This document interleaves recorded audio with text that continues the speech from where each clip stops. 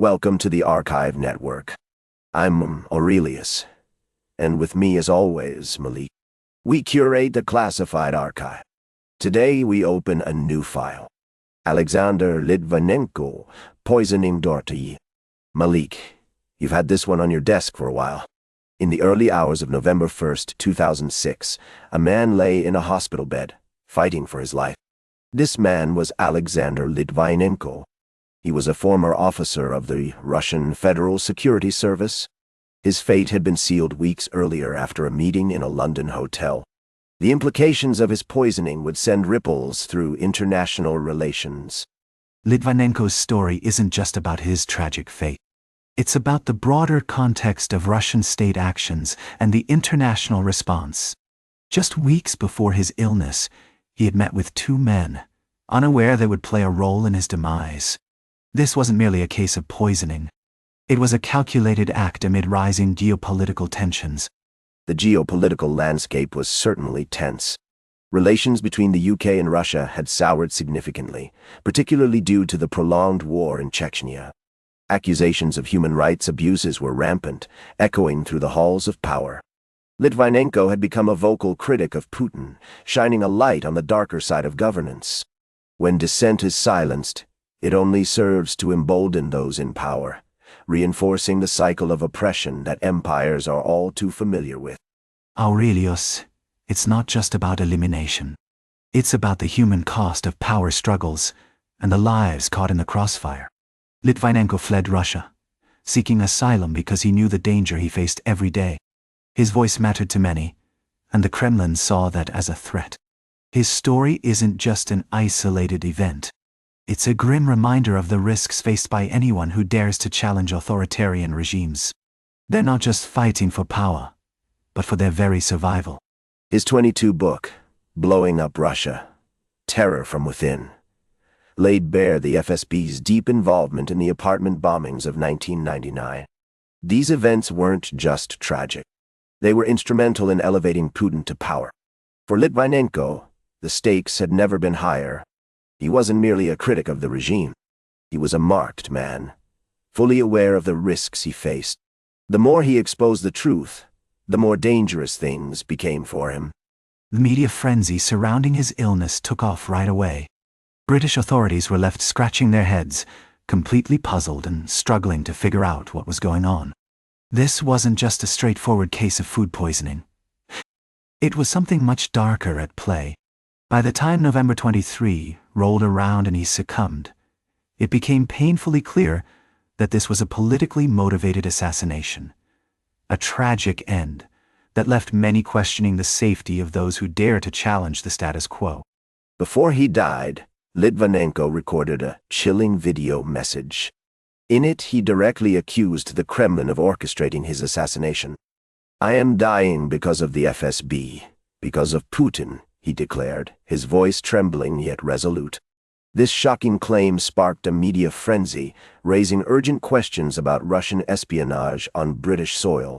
It's a stark reminder of how far states will go to silence dissent. We must not forget the implications of such actions in the realm of international politics. The gravity of those accusations can't be overstated. They really showed the lengths to which the state would go to silence dissent, and the emotional toll on his family was profound. His widow, Marina, didn't just mourn. She transformed her pain into action. She became a fierce advocate for justice, tirelessly demanding the truth about her husband's murder. Every speech she gave, every protest she led, carried the weight of her loss and a determination that no one should endure what her family had. Marina's public outcry was significant. "I want the truth," she asserted, her grief palpable during those press conferences. She spoke openly of her love for Alexander, the dreams they shared, and the future that had been cruelly snatched away. This personal tragedy wasn't just about loss. It became a political statement, a challenge to the very system that took her husband. In her pain, she exposed the cracks in the empire, reminding us that personal stories often reveal the darkest truths of power. The investigation into Litvinenko's death sparked a vital conversation about political violence that went far beyond just one man's tragic assassination. It highlighted the very real risks faced by those who dare to challenge oppressive regimes.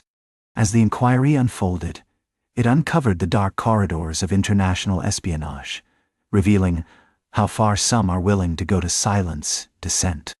This isn't just about politics. It's about lives, families, and the courage of individuals who stand up for truth. Investigators traced radioactive materials across borders, revealing the methodical nature of this act. Polonium-210 wasn't just a weapon. It was a signature of state-sponsored assassination. The implications were staggering. This wasn't a random act of violence. It was a calculated message from a powerful regime, a chilling reminder of how far states will go to maintain power. When we see this, we must recognize that history often repeats itself, with empires leaving their mark in blood and shadows. Yet, the investigation was just beginning, and it would soon peel back layers of even darker secrets. This wasn't just about Litvinenko. It was a chilling look at how far authoritarian regimes will go to cling to power. As the inquiry progressed, expert testimonies would come forward, revealing the deadly potential of polonium-210. Each piece of evidence would not only tell the story of one man's tragic fate, but also highlight the very real human cost of political machinations that reach far beyond his case. As the inquiry progressed, we began to see just how deeply the Russian government was involved. This wasn't just a single act. It was part of a larger strategy to silence dissenters and eliminate threats to power. Litvinenko's tragic story stands as a stark reminder of the high stakes in the murky world of espionage and politics. They thought they could bury the truth forever, but history has a way of surfacing it, even after decades. That's where we leave it for now. Part 1 of 5. Alexander Litvinenko poisoning is far from done. If you're new here, we're Aurelius and Malik, curators of the Classified Archive, part of the Archive Network. Part 2 drops soon.